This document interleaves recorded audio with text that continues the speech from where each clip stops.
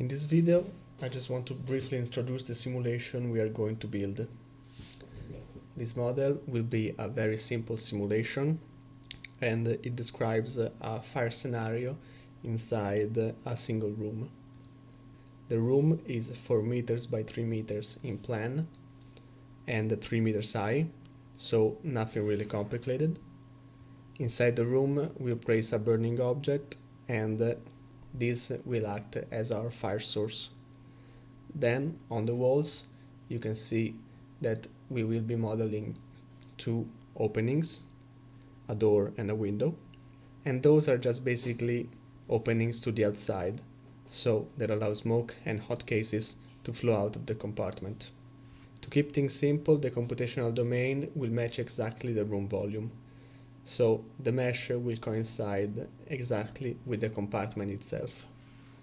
The idea here is to work with a clean and simple geometry, so we can really focus on understanding how to set up the model properly and how FDS handles this type of scenarios. Alright, so this is the scenario we'll be working on, and in the next video we will start building the model from scratch.